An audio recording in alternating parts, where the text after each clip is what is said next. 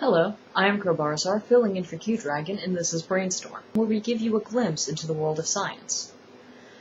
Our top story this week comes from the world of medicine. Researchers from Texas may have developed a reliable artificial heart.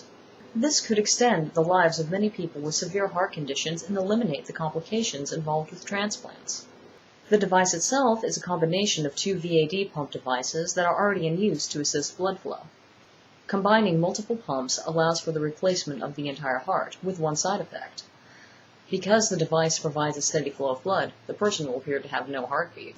The researchers say there's more development to do, but they've had many successful tests with cows and one very promising human trial.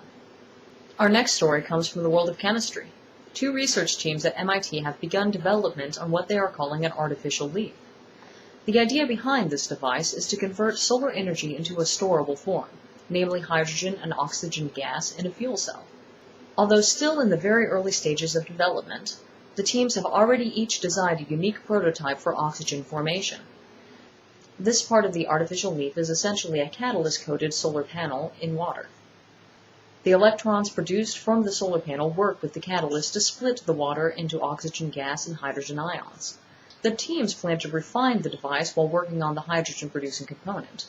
Once completed, the artificial leaf will have a number of applications in power generation, including use in vehicles and providing portable energy to remote areas.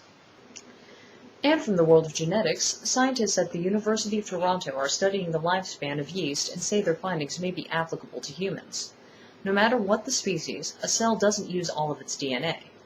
The unexpressed genes are stored along the nucleus of a cell. When the proteins that anchor the unused genes to the nucleus malfunction, it can sometimes lead to a shorter lifespan in yeast.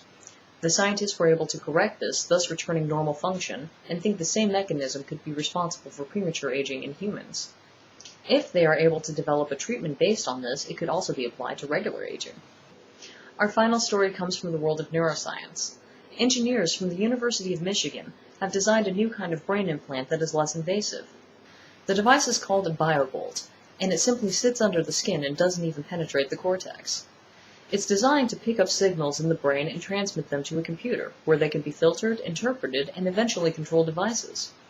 One power-saving innovation of the biobolt is the use of the skin to conduct signals to and from the device.